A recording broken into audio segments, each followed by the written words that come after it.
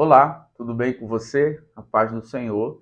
Eu sou Wellington Sales e é um prazer retornar aqui para fazermos juntos reflexões e considerações acerca da nossa tão preciosa lição do próximo domingo. E esta lição preciosa do próximo domingo é a lição de número 9, que tem por título A Igreja e o Sustento Missionário. Inicialmente, é interessante nós fazermos uma consideração no que diz respeito à temática abordada nas últimas lições, que tem se relacionado especialmente à questão financeira. Se não, lembremos, na lição de número 6, nós estudamos a lição que tinha por tema orando, contribuindo e fazendo missões.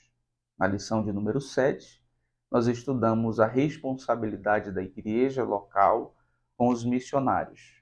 Na lição de número 8, a lição passada, nós estudamos a lição que tinha por tema missionários, fazedores de tendas.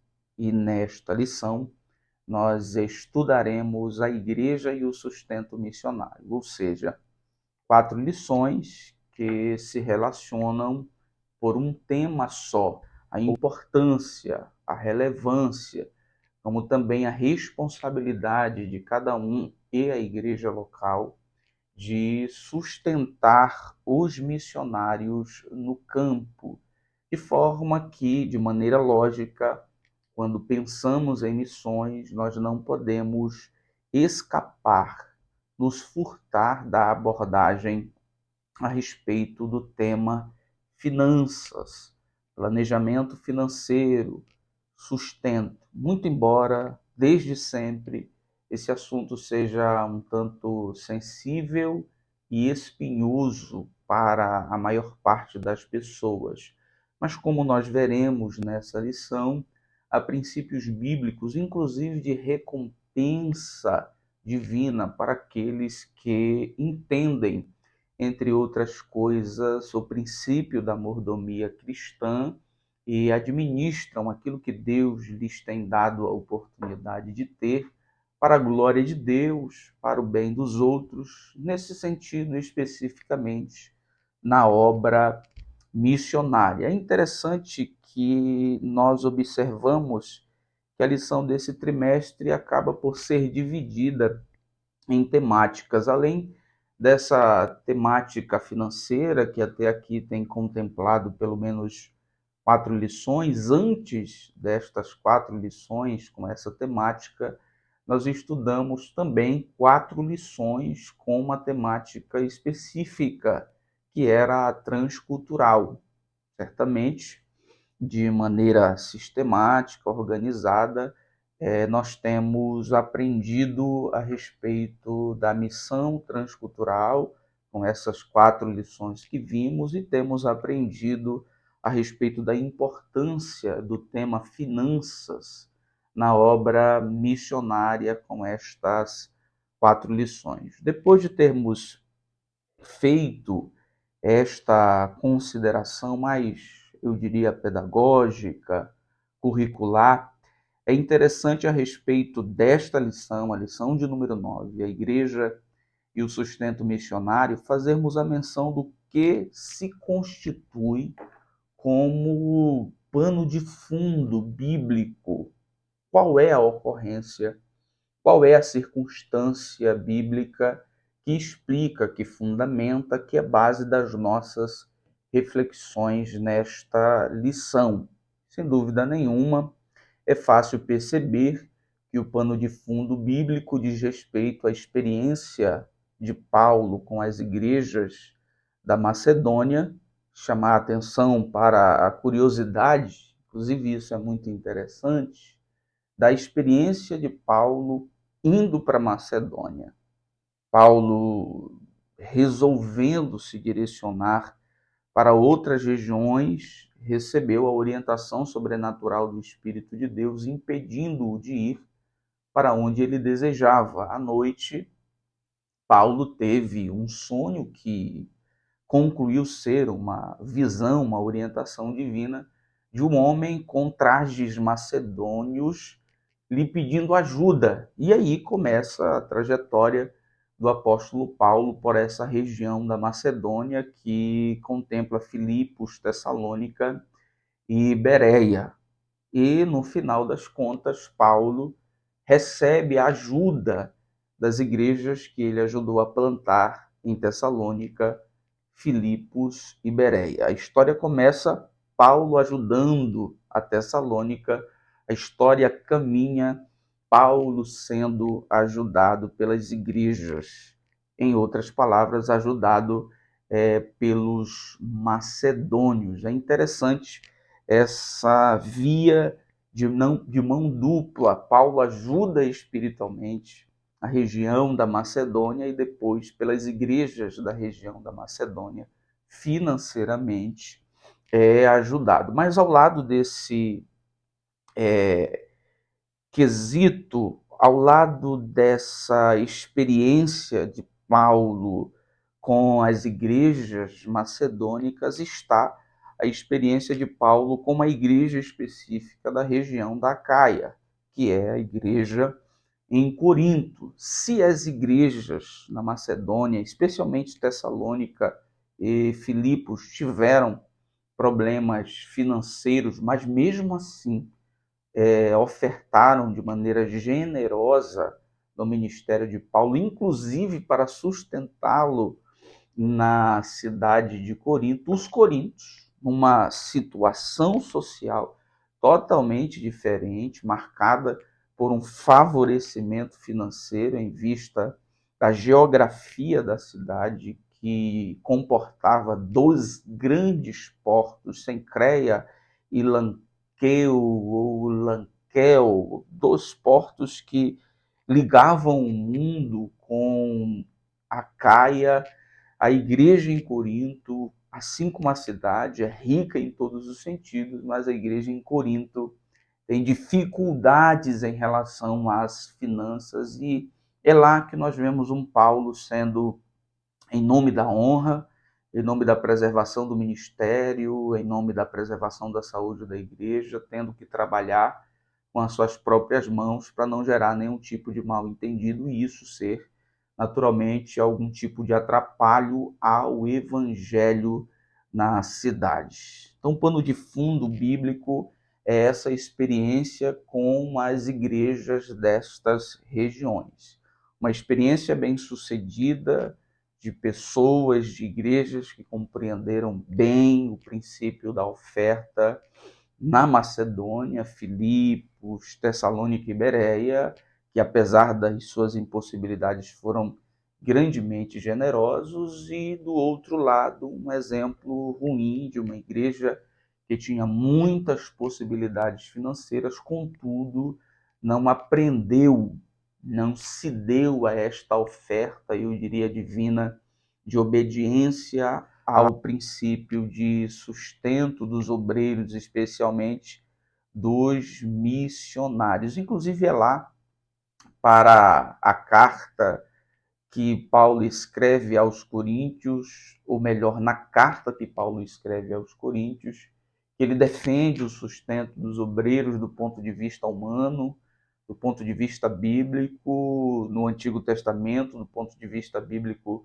no Novo Testamento, mas certifica, assevera a sua decisão de abrir mão desse direito, é claro, em vista de problemas relacionados a dinheiro em Corinto. Tendo dito isso, meus queridos irmãos, é interessante nós irmos agora para o nosso primeiro ponto, que tem como tema a igreja de Filipos, ou seja, uma igreja da região de Tessalônica, e o sustento missionário. 2 características vão ficar muito patentes, muito evidentes nesse primeiro ponto, que é liberalidade e voluntariedade. Liberalidade é a característica que define uma oferta generosa sem caprichos, sem nenhum tipo de resistência. E voluntariedade, exatamente esse princípio, essa virtude, esse valor do caráter pessoal de se entregar sem ter em mente algum tipo de retorno de qualquer ordem. Essas são as características da atitude de ofertar das igrejas na Macedônia, a exemplo da igreja de Filipos. Primeiro subponto é a relação de Paulo com a igreja em Filipos. Primeira coisa que caracteriza essa relação de Paulo com a igreja em Filipos é que ele aceitou a oferta dos crentes em Filipos, dos crentes de Filipos, diferente do Paulo no contexto problemático financeiro, sem liberalidade, sem voluntariedade, com consciências prejudicadas pelos acusadores de Paulo em Corinto. Paulo lá não recebe, faz questão, inclusive, de dizer com palavras muito duras, mais ou menos assim: Deus me livre de eu mudar esse meu posicionamento, eu prefiro morrer do que abrir mão dessa honra de dizer para todo mundo que eu trabalho em Corinto, mas não recebo dinheiro nenhum desta igreja. Mas, longe dessa circunstância, Paulo recebe a oferta dos crentes de Filipos. Paulo, portanto, se apresenta não como alguém que tem a oferta sustentadora, por assim dizer, dos obreiros como algo mal. Nós já dissemos aqui, Paulo escolhe não receber em Corinto por conta dos problemas que envolvem, inclusive, denúncias infundadas a respeito do seu caráter, mas Paulo recebe a oferta dos filipenses. Um Paulo recebe e outro Paulo em outra circunstância, o mesmo Paulo em outra circunstância não recebe. Outra característica dessa relação de Paulo com a igreja em Filipos é que nós conhecemos um Paulo treinado, exercitado, amadurecido em relação ao dinheiro, ao sustento. E nós vemos, é interessante fazer menção disso, o verbo ser se repetir e o verbo ter se repetir. Paulo diz assim: sei estar abatido, sei também viver com pouco, estou instruído tanto a ter muito como a não ter nada. Isso significa dizer que Paulo tem uma consciência, ele sabe, e tem uma consciência madura, sabe muito bem se relacionar com propriedades, tendo-as ou não tendo-as. Sabe bem, tem consciência madura para administrar bens ou administrar a ausência dos bens. É nesse contexto, e aqui também vai uma orientação quanto ao perigo de interpretação equivocada do versículo: posso todas as coisas naquele que me fortalece. Não é vitória sobre tudo, é exatamente essa disposição de Deus, na sua força, de preservar seu servo de pé, com coisas ou sem coisas, tendo ou não tendo, tendo muito ou tendo pouco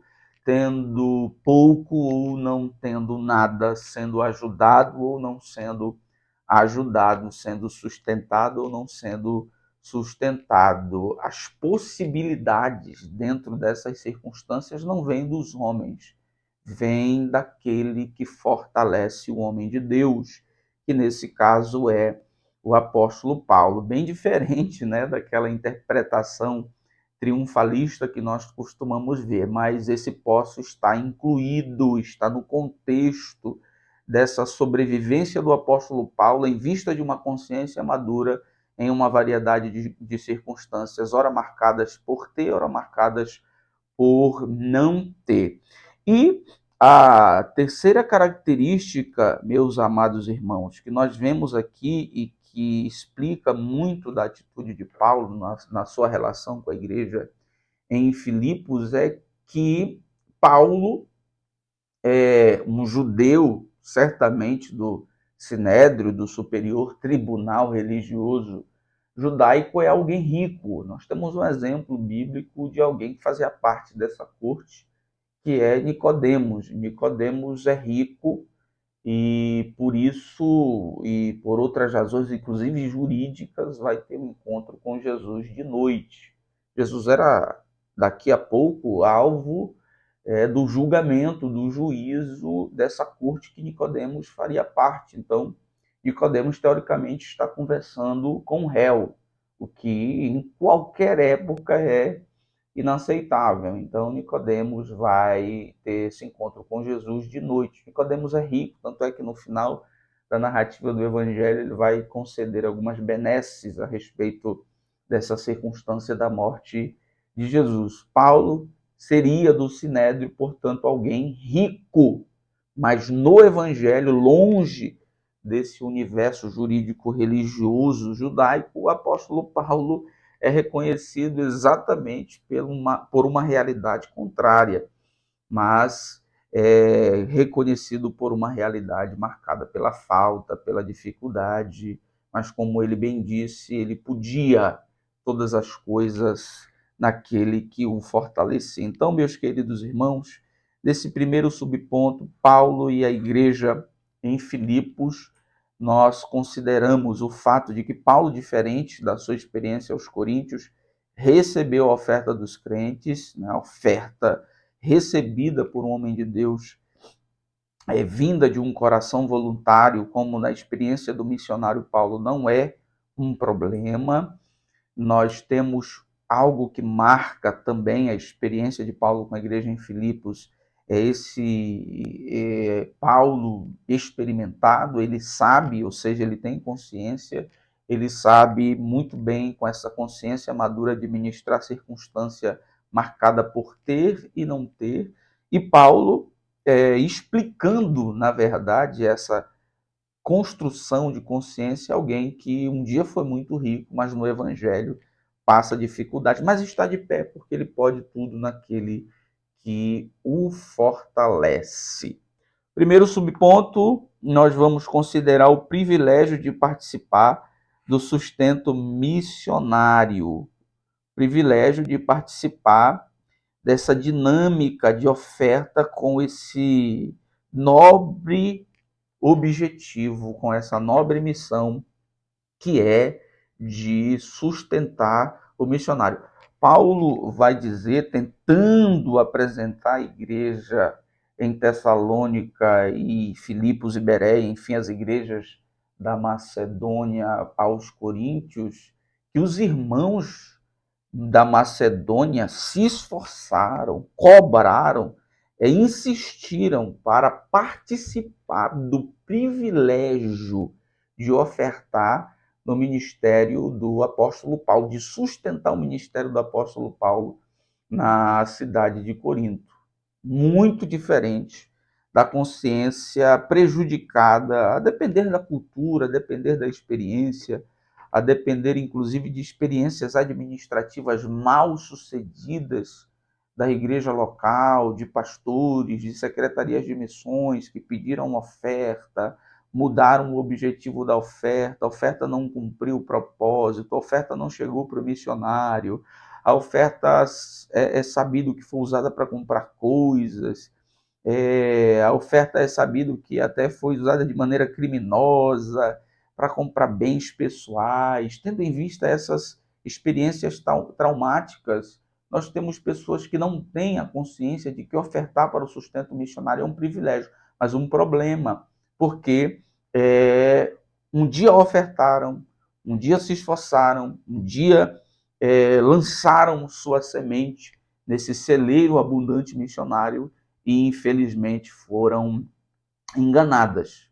Suas ofertas foram tratadas com outros objetivos.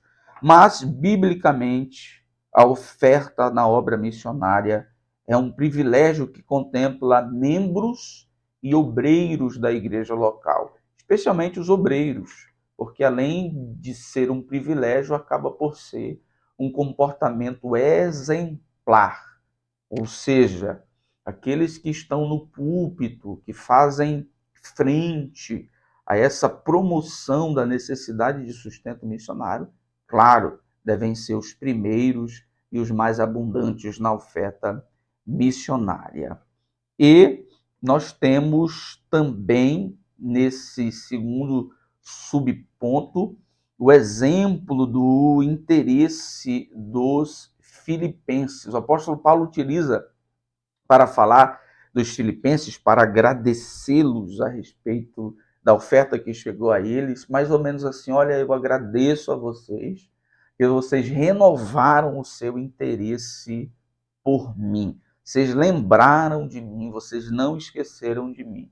Ou seja, a igreja em Filipe não foi uma igreja que cumpriu uma espécie de obrigação, fechou a conta, se deu por realizada, missão dada, missão cumprida.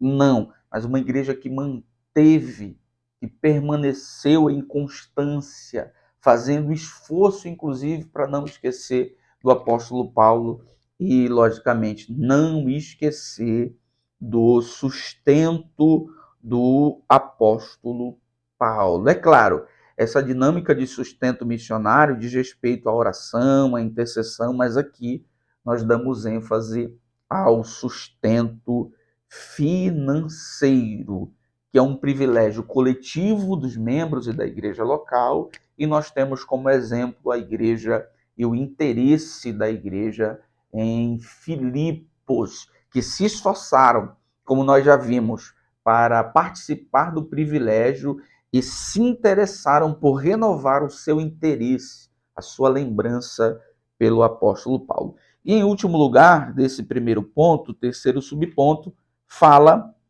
das esferas do sustento missionário, que diz respeito à vivência, à experiência do missionário, não apenas ao missionário e sua pessoa e as pessoas que dele dependem, mas de maneira ampliada contempla tudo o que envolve o missionário dentro de um projeto missionário.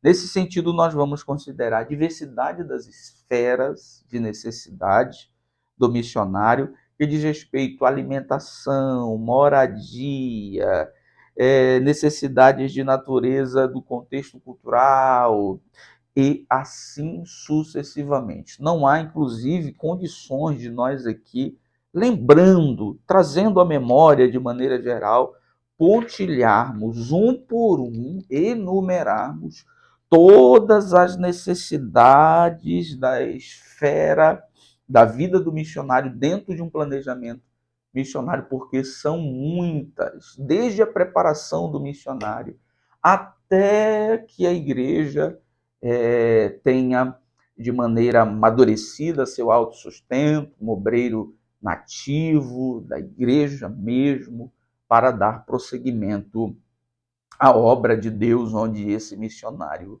começou. Nesse terceiro subponto, nós vemos também a necessidade de planejamento, que é fundamental para que o dinheiro não seja mal administrado, para que o dinheiro não falte, para que também a disposição, a voluntariedade dos irmãos não seja malversada, não seja mal administrada, a fim de que, em sendo mal administrada, um projeto missionário morra e uma igreja missionária também morra. Nós temos problemas grandiosos de igrejas que um dia foram reconhecidas pela abundância, pela generosidade na obra missionária e agora são reconhecidas por terem, em outras palavras, a mão fechada para a obra missionária. E aí quem chega nessa igreja acaba por, de maneira equivocada, acusá-la de ser mão fechada para a obra missionária. Mas tendo um pouquinho de justiça, poderia procurar entender o porquê. E às vezes o porquê está na falta de planejamento. Alguém pediu sem planejamento, a igreja ofertou. Quando a igreja foi perceber o que estava sendo feito, percebeu que nada estava sendo feito, não ofertou. Mas, por isso, entre outras coisas, a necessidade de planejamento e também a necessidade de considerar as especificidades do contexto da obra missionária. Ou seja, o missionário vai para uma cultura específica, para uma realidade econômica específica, e isso é necessário que seja incluído no planejamento, porque representa também uma adequação financeira, uma adequação monetária a depender do contexto onde o missionário estará inserido. Então, meus irmãos, esse é o nosso primeiro ponto, partindo dessa experiência de Paulo com a igreja em Filipos, considerando aqui, né, esse aspecto ofertante, eu diria assim, da igreja em Filipos, que se constitui um privilégio, e, em terceiro lugar, à luz disso, compreendendo a variedade de esferas de sustento missionário, que vai muito além do dinheiro e que vai muito além apenas de colocar comida na mesa do missionário, mas envolve muitas outras questões, uma diversidade, portanto, de necessidades, uma necessidade de planejamento e uma especificidade de contextualização, ou seja, um planejamento que considere essa diversidade cultural, essa diversidade econômica para onde o missionário vai ser incluído. Depois nós vamos ao nosso segundo ponto, ponto 2, que tem como título Princípios Básicos acerca do sustento missionário pela igreja.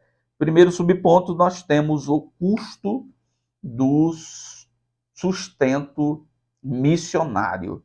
Aqui nós vamos ver, nessa parte muito decisiva, eu diria técnica da obra missionária, que é a parte do planejamento. E a parte do planejamento leva em consideração, pelo menos do que está sendo exposto pelo nosso comentarista nesse tópico, pelo menos 3 coisas.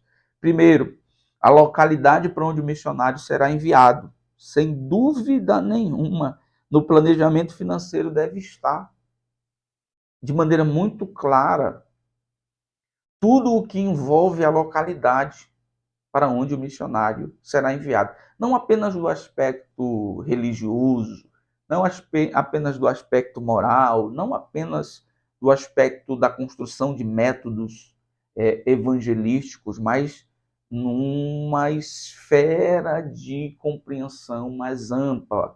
Ou seja, como é politicamente o lugar, até onde a política influencia as finanças, como está a economia, como está a inflação, quanto 2 salários em reais ao ser cambiado, mudado para a moeda para onde o missionário vai dar. Vai dar para sustentar o missionário? 2, 3 salários aqui dá para sustentar alguém, mais 2 e 3 salários lá, depois de mudar, fazer o câmbio da moeda brasileira para a moeda do país para onde ele vai. Tudo isso necessita, meus amados irmãos, de planejamento que envolve não apenas a consideração do contexto religioso, mas especialmente a consideração de um contexto mais amplo que envolve política, economia, especificamente em relação à economia, a inflação, a valorização da moeda, como está, e assim sucessivamente. Ou seja, é uma parte mais específica e técnica da obra missionária. O nosso comentarista Wagner Gabi diz aqui, por exemplo, é necessário estudar o padrão de vida do país para onde o missionário será enviado. Além disso, o custo do sustento missionário envolve a periodicidade da contextualização financeira. que está intimamente ligado à consideração da realidade econômica.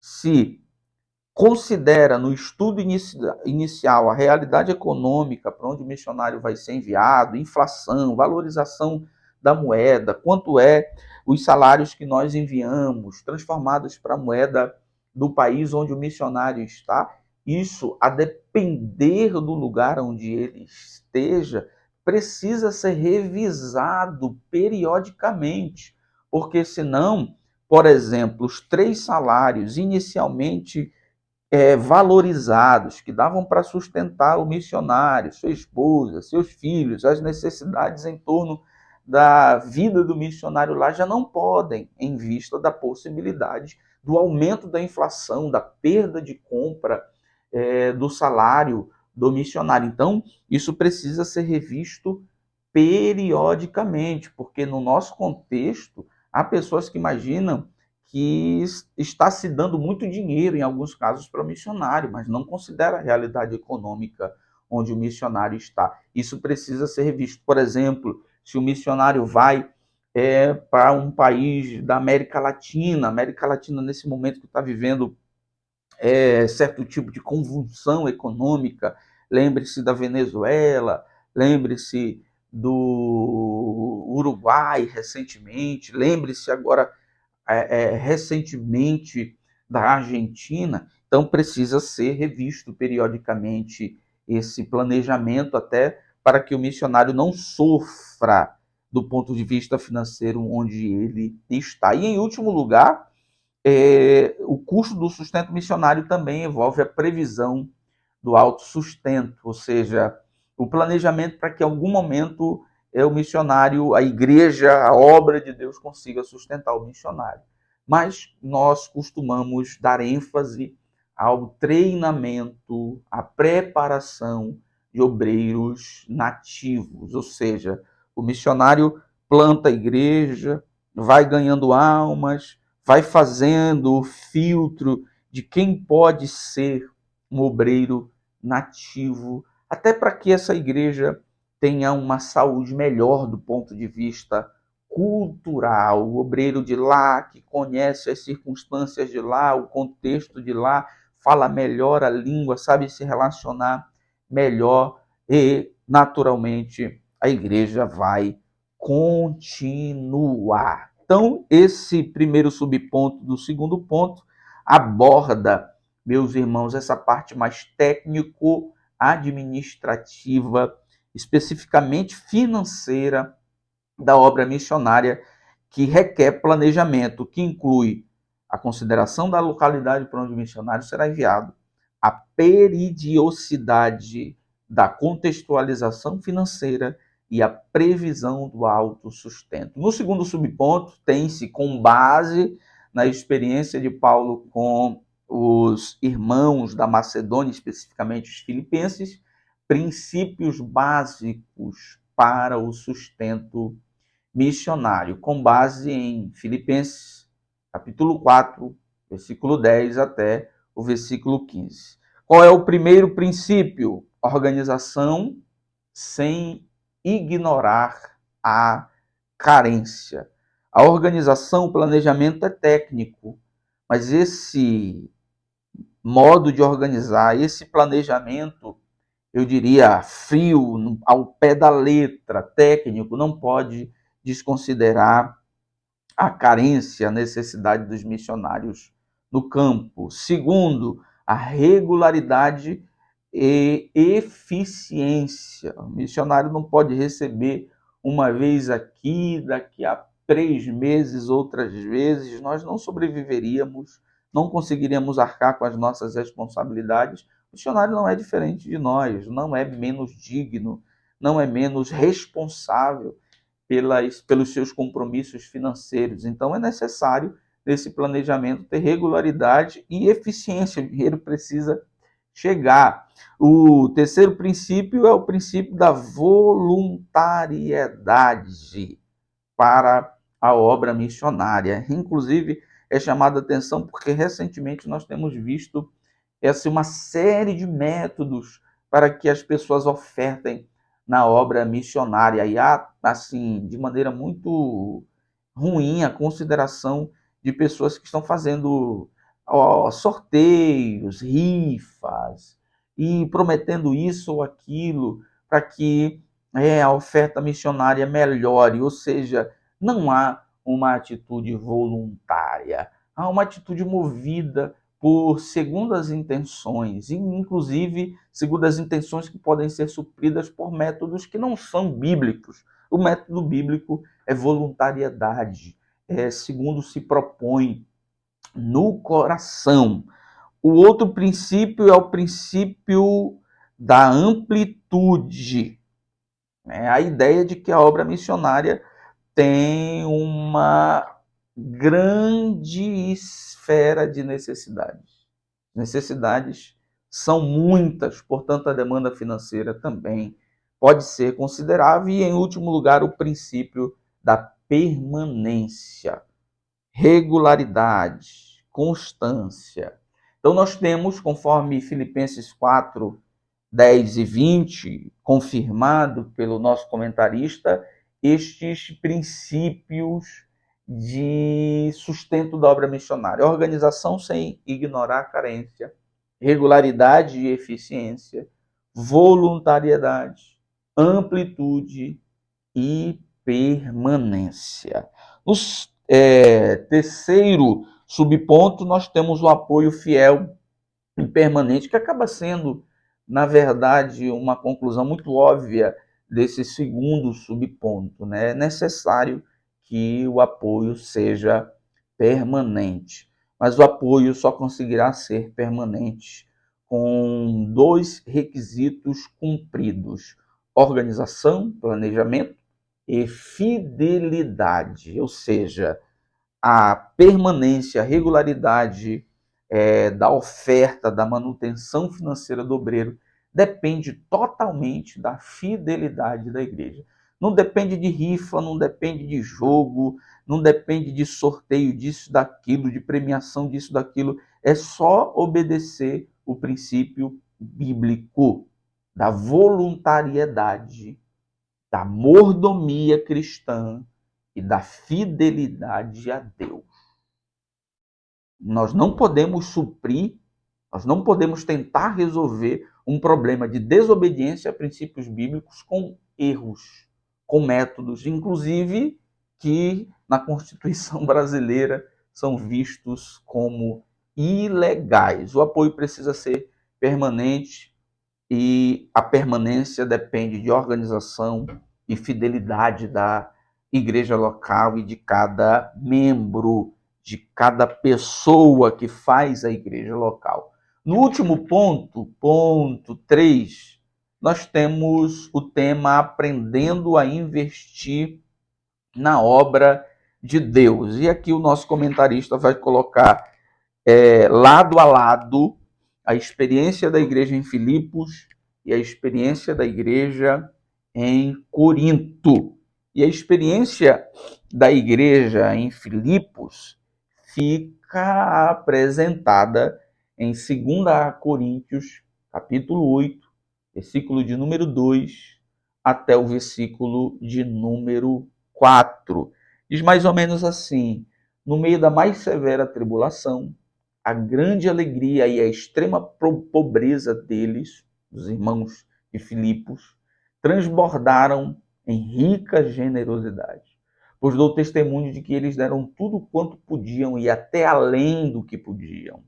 Por iniciativa própria, eles nos suplicaram insistentemente o privilégio de participar da assistência aos santos. Certamente você vai ler em uma Almeida corrigida que não vai ter essas mesmas expressões, mas a ideia será a mesma. O que é que nós aprendemos com essa apresentação da experiência dos irmãos da Macedônia, especialmente da igreja em Filipos? Primeiro, generosidade apesar da tribulação. Vocês nos ajudaram no meio da mais severa tribulação. Segundo, generosidade apesar da falta. A extrema pobreza deles transbordou em rica generosidade. Generosidade, apesar das impossibilidades, deram tudo quanto podiam e até além do que podiam. E, em último lugar, generosidade como um privilégio, não como um sacrifício, não como uma imposição, mas como um privilégio. Nos suplicaram insistentemente o privilégio de participar. Generosidade, generosidade, generosidade e generosidade. O apóstolo Paulo, se não me falha a memória, vai concluir esse testemunho feliz a respeito dessa disposição dos irmãos da Macedônia para ofertar, dizendo assim: e no fim eles mesmos se deram como oferta. Ou seja, a generosidade deles tinha um senso de profundidade e intensidade tão grande que eles não se contentaram em dar dinheiro, deram-se também a si mesmos. Generosidade apesar da tribulação, generosidade apesar da falta, generosidade apesar das impossibilidades, generosidade como um privilégio. No terceiro subponto, nós temos tendo a consciência do nosso dever, tendo a consciência do nosso dever. E nesse subponto, é bom que nós façamos menção de 2 aos Coríntios, capítulo 9, versículo 10 e 11, que diz assim: aquele que dá semente ao que semeia e pão para comer também multiplicará a vossa sementeira e aumentará os frutos da vossa justiça, para que em tudo enriqueçais, para que toda beneficência a qual faz que por nós. Então, nesse sentido da construção da consciência do nosso dever, nós precisamos lembrar que o apóstolo Paulo apresenta o ato de ofertar como uma atitude espiritual que tem recompensas divinas. Não é um ato apenas administrativo, não é um ato apenas que faz parte de um planejamento, não é um ato apenas de, eu diria, nobre ação em respeito à dignidade, à manutenção da dignidade de alguém, mas é um ato espiritual de obediência a Deus. E como outros atos de obediência são recompensados por Deus.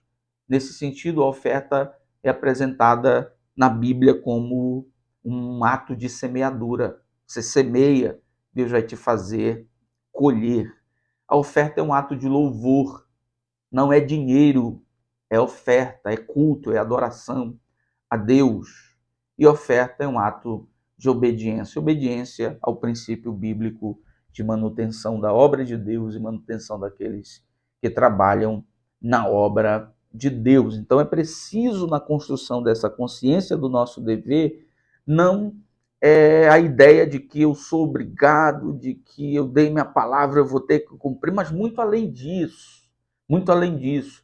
Pense no universo espiritual que envolve o ato de ofertar. O ato de ofertar é uma semeadura, o ato de ofertar é um louvor, o ato de ofertar é uma obediência, e Deus recompensa aqueles que resolvem obedecer esse princípio divino de glorificar a Deus com seus bens para o bem dos outros. E em último lugar, temos pessoas financiando a obra de Deus. A obra é de Deus, a obra é sustentada por Deus, mas Deus usa pessoas. Como Deus usa pessoas? Dando bens, abrindo portas, prosperando financeiramente pessoas. Ou seja, quanto mais você assume um compromisso de sustento, de manutenção financeira da obra de Deus, mais Deus abre as portas para honrar o desejo do seu coração. Se você deseja ser ofertante da obra de Deus, se você acha bonito alguém ofertar e ofertar bem, de maneira liberal, voluntária, generosa na obra de Deus, mas lá no fundo sofre porque não tem condições de ofertar o quanto deseja o seu coração, oferte o quanto você pode, oferte com fé. Deus vai abrir as portas para você. Deus vai fazer com que o seu empreendimento prospere. Deus vai fazer com que o seu trabalho prospere. Deus vai abrir portas para honrar o compromisso do seu coração de ofertar para a glória de Deus, na obra de Deus e para a manutenção da obra de Deus. Você é a resposta da oração do missionário. Você é a resposta da oração de uma nação. Você é o instrumento que Deus usa. Deus vai usar ainda mais para o sustento da obra missionária. Nós costumamos ficar até um tanto vaidosos quando alguém diz assim: olha, Deus te usou para pregar, eu fui renovado, eu fui curado, eu fui batizado com o Espírito Santo. Igualmente, nós deveríamos dar muito valor e ter em grande estima o fato de também Deus nos usar do ponto de vista financeiro. Olha, eu creio que Deus vai te usar para a obra missionária, em nome de Jesus, muito, honrando a fé e o desejo nobre do seu coração. Você vai ofertar mais, porque Deus vai te dar mais. Você vai ofertar muito, porque Deus vai te dar muito. Então, meus queridos irmãos, eu quero deixar estas reflexões para vocês nesta hora, neste momento, e deixar também o desejo do meu coração que Deus, com todas as suas mais ricas bênçãos, encha abundantemente os seus celeiros para a glória dele, para a sua alegria e para a manutenção da obra, especialmente missionária, porque Deus vai usar você para isso. Deus te abençoe em nome de Jesus.